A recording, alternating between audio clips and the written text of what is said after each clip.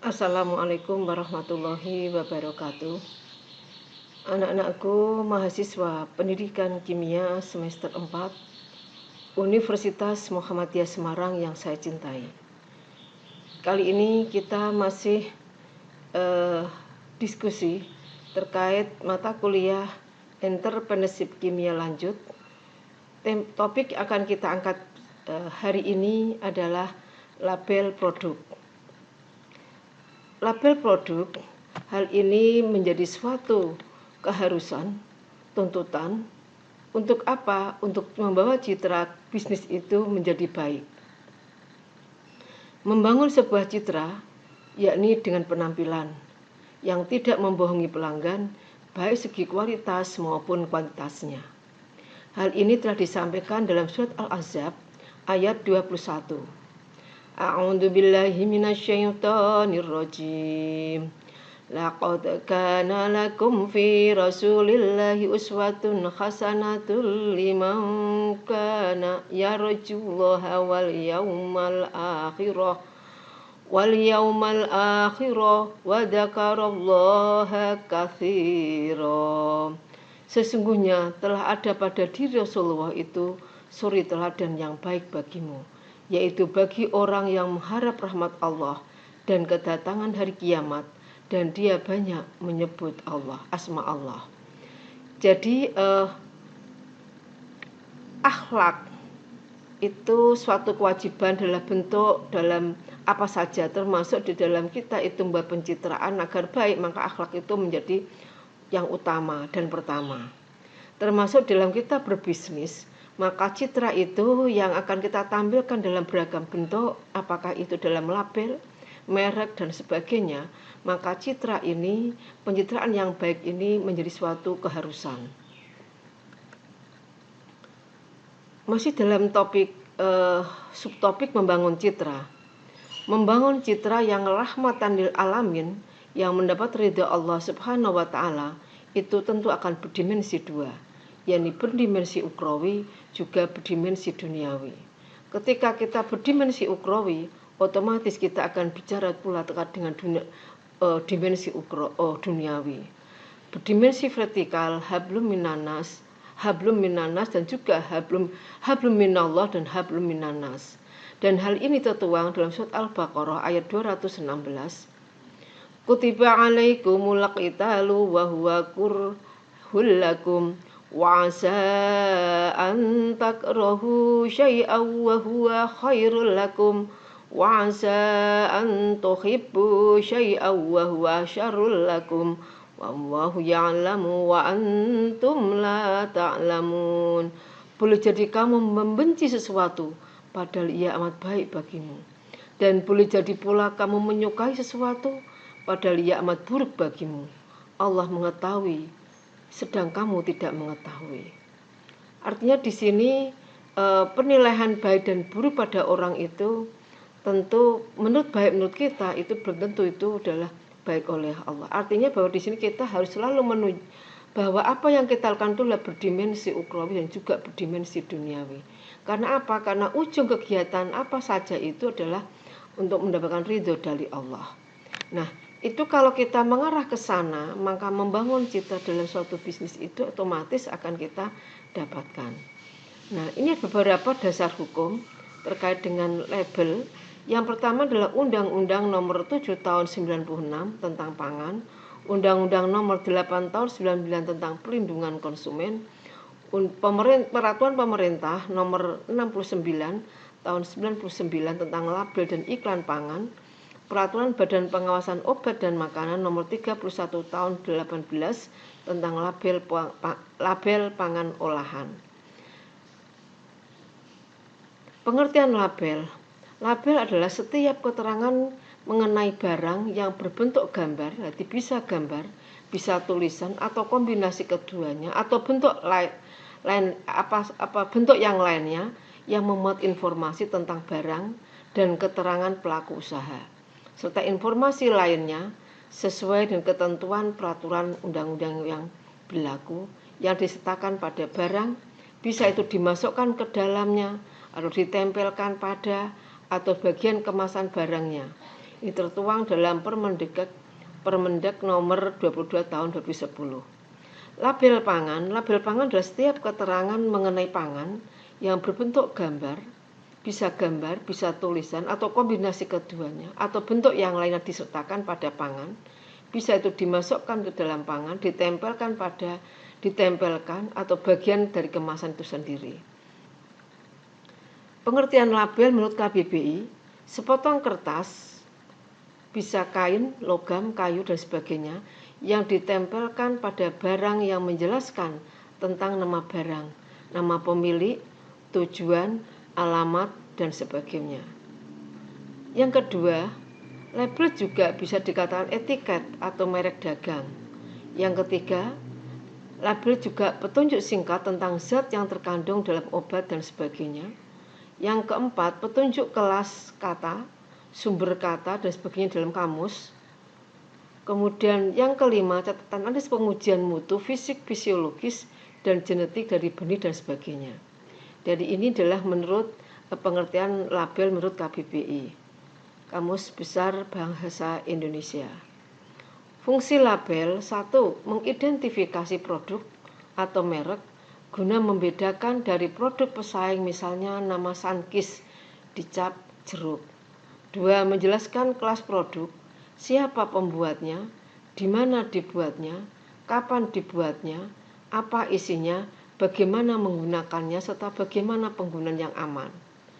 Jadi memang dalam label itu harus bisa memberikan fungsi yang manfaat, karena fungsinya itu label adalah untuk memberikan informasi dan memberikan penegasan penguatan kepada konsumen, juga pihak-pihak yang terkait.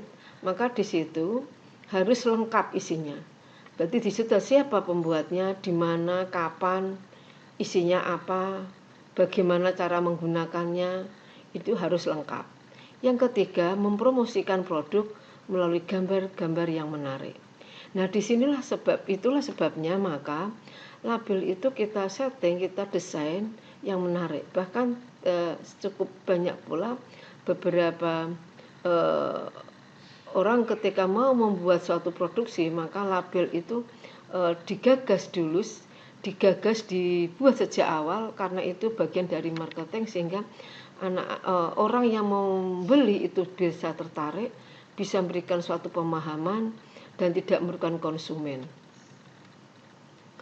Tujuan label yang pertama, memberi informasi tentang isi produk yang diberi label tanpa harus membuka kemasan.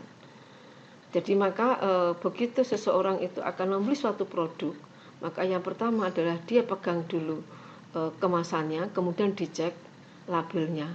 Ada apa yang diinginkan, apakah sudah sesuai, ataukah isinya apa saja, kontennya apa saja yang kemasannya dan kemasan dalamnya itu.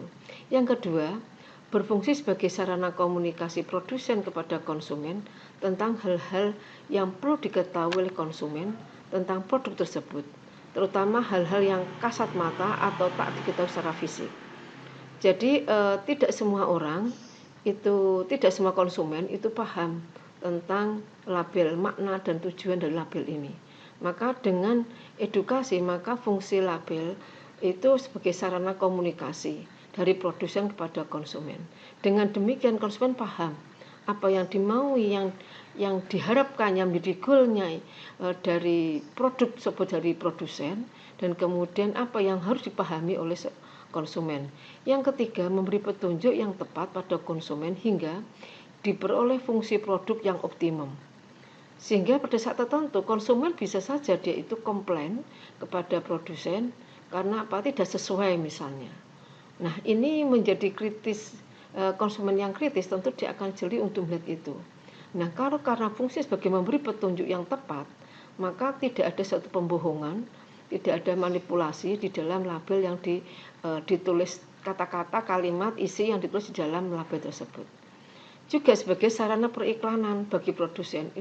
Karena sebagai sarana periklanan, maka membuat desain label itu memang tidak mudah dan butuh kejelian, sehingga mampu membaca apa yang diharapkan oleh konsumen. Tidak jarang satu produsen ketika dia akan produksi itu, dilempar dulu makanannya, kemudian akan dimintakan semacam penelitian awal begitu, kemudian survei awal tentang produk itu, bagaimana konsumen menilai, baru kemudian akan dibuat dalam partai yang besar. Sebelum itu produk tersebut akan dilempar kepada masyarakat. Produk apa saja sangat banyak dilakukan suatu penelitian awal. Memberikan rasa aman bagi konsumen. Karena memberikan rasa aman kepada konsumen, maka di dalam data yang tertulis di dalam label itu tidak dibolehkan suatu pembohongan, kata-kata yang tidak pas, atau kemudian manipulasi data. Tidak diperbolehkan, karena nanti konsumen yang cerdas tentu dia akan bisa pula, dia akan klarifikasi atau mengembalikan lagi kepada, atau dikirimkan kekurangan, kelemahan, tidak kebenaran data itu kepada produsen untuk dilakukan suatu cross check kembali dan penelitian, produksi yang lebih baik lagi. Hal-hal itu sudah disampaikan. Kenapa kalau kita tidak dibolehkan untuk membuat suatu penulisan data yang tidak benar, maka itu adalah di dalam agama sudah diatur.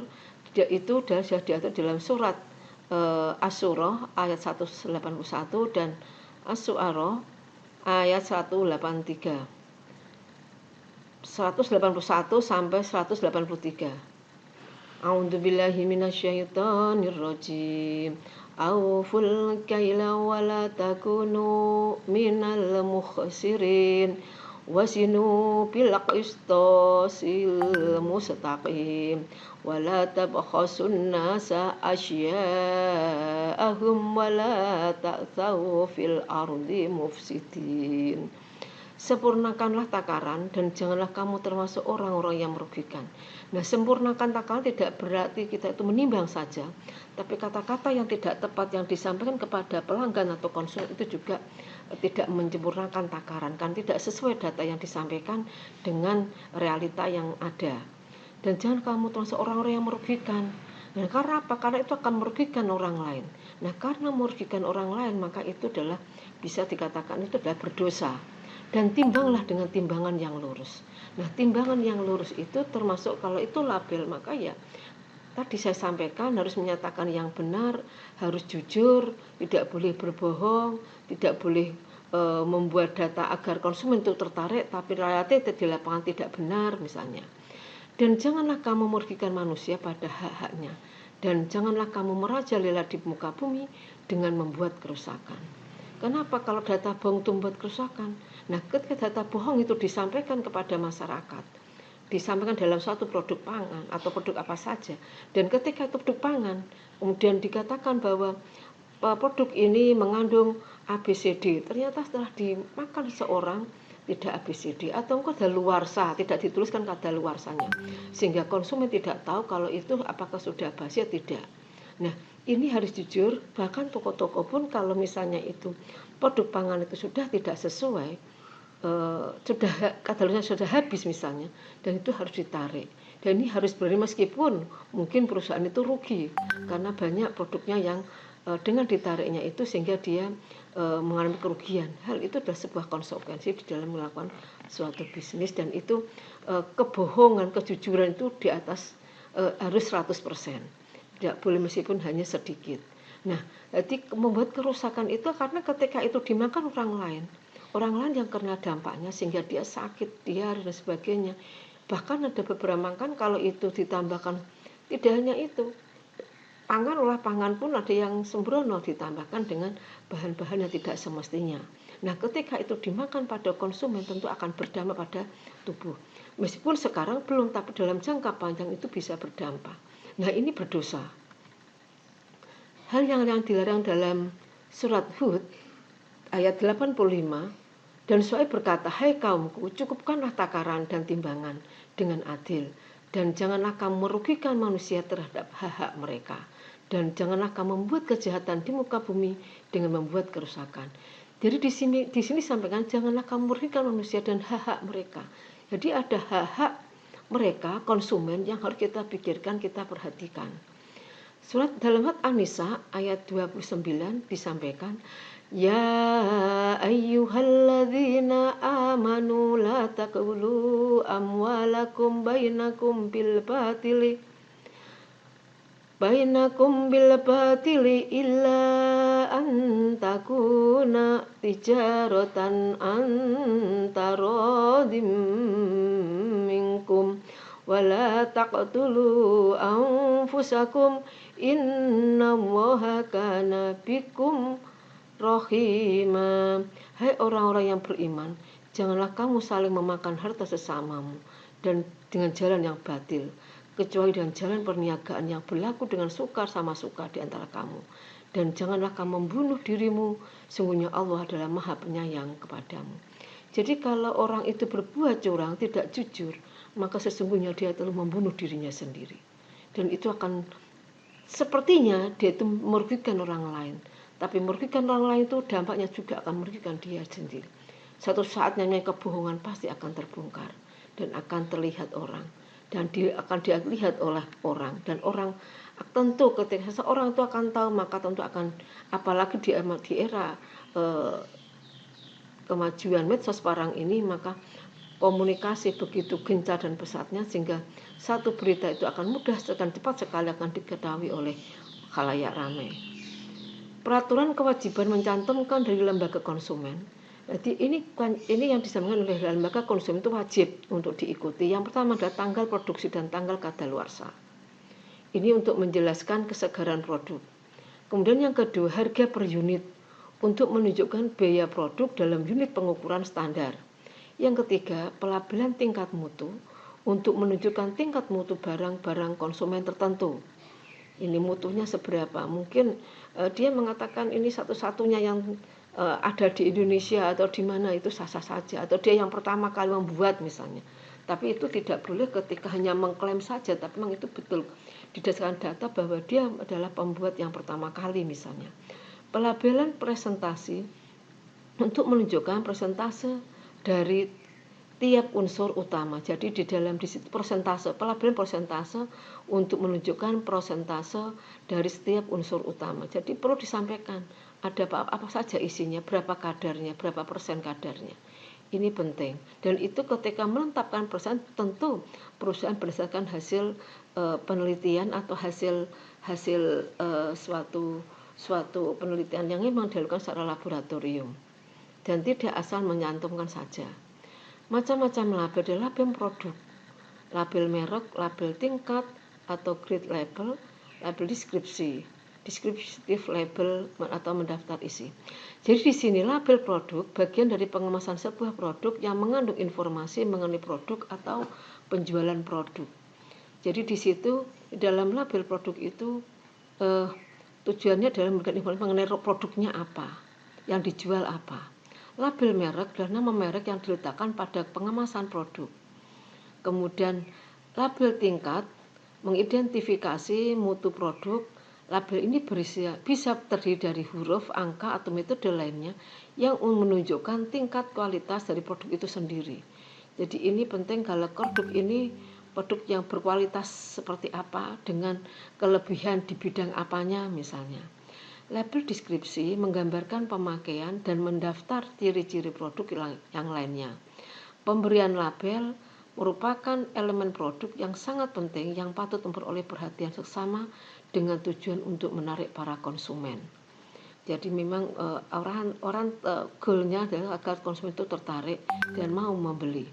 Hak konsumen yang harus dipahami oleh produsen adalah yang pertama, hak kenyamanan, keamanan, dan keselamatan. Hak yang kedua, hak untuk memilih barang atau jasa sesuai dengan nilai tukar, persyaratan, dan jaminan. Hak atas informasi yang benar, jelas, dan jujur mengenai barang atau jasa itu. Hak untuk memperoleh bimbingan dan kesadaran sebagai konsumen. Hak atas kompensasi atau penggantian apabila barang atau jasa yang diinginkan tidak sesuai. Ini hak-hak yang harus kita perhatikan karena hak-hak ini merupakan hak-hak yang harus dimiliki, didapatkan dan diperoleh oleh konsumen. sehingga tidak sampai mengganggu konsumen.